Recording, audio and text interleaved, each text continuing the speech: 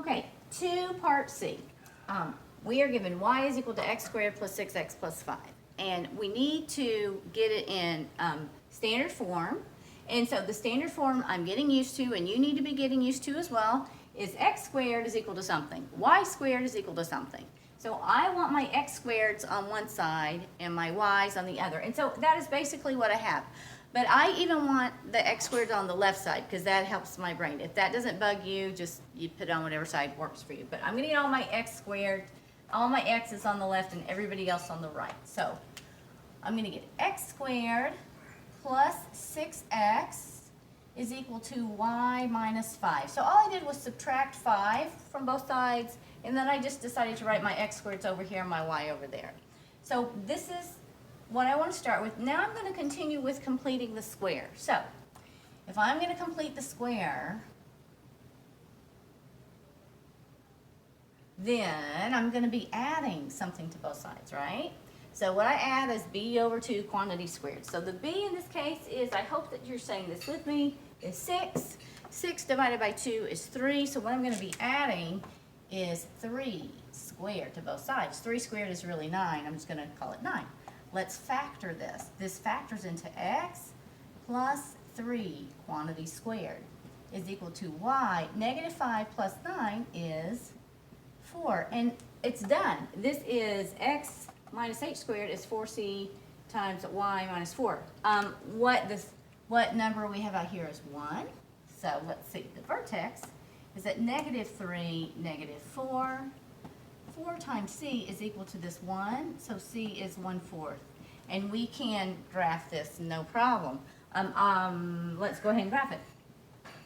It's x squared. That is facing up or down. It's facing up because c is positive. Everything's positive. So let's see. Let's go over here to negative 3, 1, 2, 3, negative 4, negative 1, 2, 3, 4. Here we go. We are facing up. Here is the focus. Here is the vertex. The focus is at negative 3, negative 4 plus 1/4. This looks a little familiar, doesn't it? And then, or negative 15 over 4, so if you want to call it that. The domain is negative infinity to positive infinity, and the range is, let me write this closer, negative 3, negative 4, is from bracket negative 4 to infinity, just like that. Great. Okay, D. This is another x squared, so I know it's another function. It's going to be facing up or down. So this time I'm going to get all the x's on one side. I'm going to subtract 5 from both sides. And when I do that, so I'll have y minus 5 is 2x squared minus 4x. And so now I want the x's on the left. So the 2x squared minus 4x is y minus 5. So basically I did the same thing like at this step, I'm at the same place. Now, what's different about this one is I have this coefficient 2, but we've handled that before. So let's do this. Let's factor out the 2. Okay? And when we do that, we get x squared minus 2x, and then we're going to be completing the square. All right, so let's do this. B is negative 2. Negative 2 divided by 2 is negative 1. So we're going to be adding negative 1 squared. Negative 1 squared is really a 1, but we're not just adding 1, we're adding 2 times 1, or 2. So we add 2 over here. So we get 2. Factor this. X minus 1 squared is equal to y minus 3. All right, great. So now, let's divide both sides by 2, because when we do this, we don't see any numbers here. So let's get x minus 1 squared is equal to 1/2 y minus 3. We divided both sides by 2. Now, what is the vertex? The vertex is at 1, 3. 4 times c is equal to whatever number I see here. So it's equal to 1/2.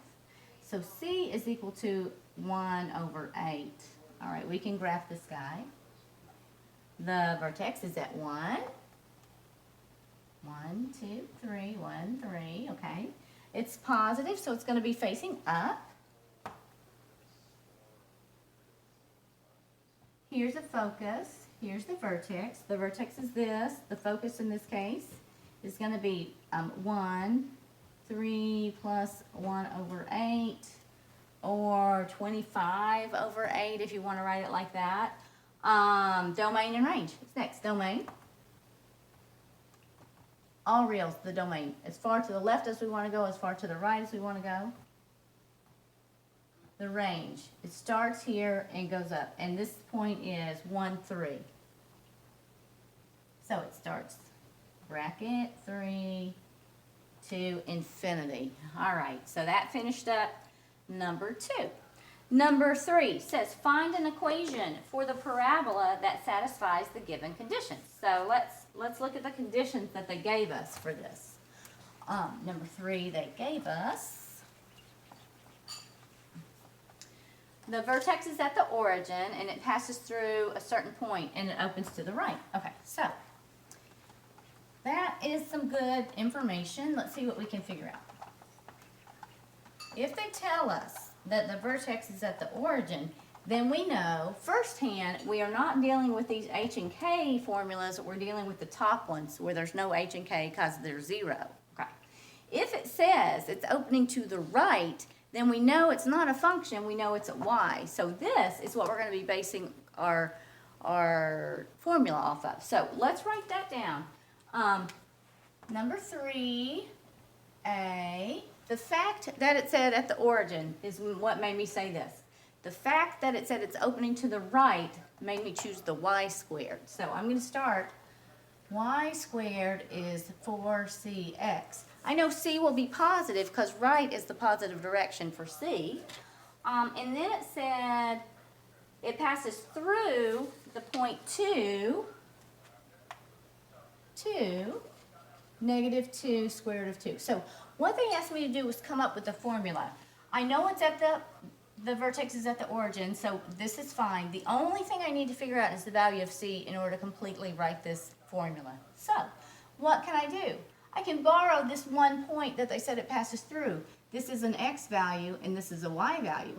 And I can substitute in this value for x and this value for y and solve for c. And once I do that, I can rewrite this formula with the value of c plugged in. So let's do that. Y, negative 2 square root of 2 squared is equal to 4 times c times x, which is 2. All right. Let's see, if we square this, negative 2 times negative 2 is 4. Square root of 2 times the square root of 2 is 2. So 4 times 2, this is 8, is equal to 4 times c times 2. 8 is equal to 8c. Divide both sides by 8, we get that c is 1. Okay, right here, this is the formula. Y squared is 4 times c times x, or y squared is 4x. This is the formula for A. All right, let's try out B. The vertex is at the origin. That tells me either this formula or that formula. Part 2 says it passes through a point, gives me a point, and it opens downward. Okay, if it opens downward, is it an x squared or is it a y squared? If it opens downward, it's the function, it's x squared. So I'm going to go for this formula. That's what I need to put to be familiar. So that's what I'm going to use. Okay, 3b. X squared equals 4cy. Again, we chose this, no h, no k, because it said the vertex was at the origin. We chose the x squared because it said it opened downward, because that's what the x squared is, up or down. We expect c to be negative because it said it opened downward. Again, they told us some point it passed through. So as soon as we solve for c, we can write our equation. So what we're going to do is borrow this one point, square root of 10, negative 5. And this is my x and this is my y. We're going to borrow this and plug it in for x and y and solve for c. So x squared is the square root of 10 squared is equal to 4 times c times negative 5. Square root of 10 times square root of 10 is just 10. 4 times negative 5 is negative 20c. Divide both sides by negative 20. And we get that c is negative 1/2. Let's write our formula. X squared is equal to 4 times negative 1/2 y. X squared is equal to negative 2y. This is the formula for B. All right, let's look at C. C says the vertex is at 0, 1, and the focus is at 0, 2. Okay, I'm going to sketch this just so I get an idea of what this looks like. Vertex is at 0, 1. All right, and the focus is at 0, 2. This is the focus. This is the vertex. I know that the curve always encloses the focus, so that tells me that this guy's facing up. If it's facing up, then it's an x squared. It's not at the origin, so I have to use the h and the k formula, okay? So I'm going to be using this x minus h squared is 4 times c times y minus k. What is h? H is this coordinate, 0. What is k? K is 1. If I knew the value of c, I would be in business, and I do know the value of c because they told me the vertex is here and the focus is here, and the distance between the vertex and the focus, this is c. C, this is at 0, 1, this is at 0, 2, is 1 unit away. So we can write this one. X minus 0 squared is going to be x squared.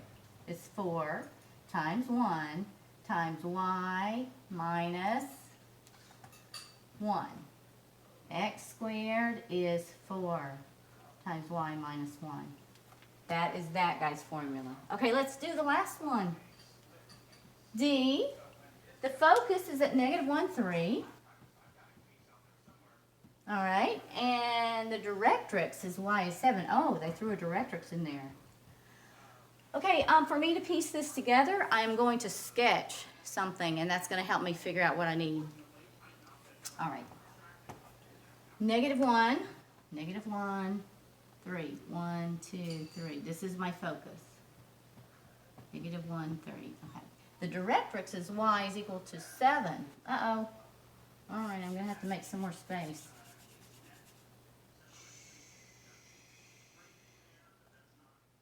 This is D.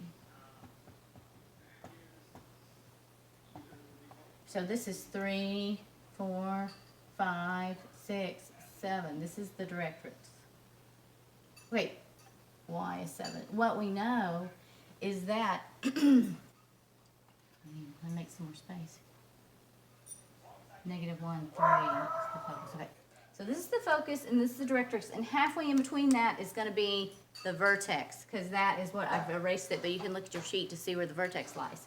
So this is at 7 and this is at 3. So let's see. 1, 2, 3. These are 4 apart, so halfway between would be 2. So I'm going to go up 1, 2. Right here is going to be my vertex. So that is at negative 1, 5. That's where the vertex is. What direction will it face? It always encloses the focus. So it's going to go down and catch that focus. So I think we can write everything we need. What is the value of C? It's 2. It's 2 units to the focus. It's 2 units to the directrix. So we know C is 2. We know that the vertex is at negative 1, 5. And we know that this is facing down. So C is actually going to be negative 2 because it's facing a negative direction. So the formula we're going to go with is the x, this one right here, x minus h squared, because it's the up down is the x squared, and the vertex is not at the origin, so we need the h and the k. So we're going to say x minus the negative, minus the negative 1 is x plus 1 squared is equal to 4 times c, which is negative 2, times y minus 5. Or x plus 1 squared is negative 8 times y minus 5. And that's how we can come up with that one. So that is all about parabolas.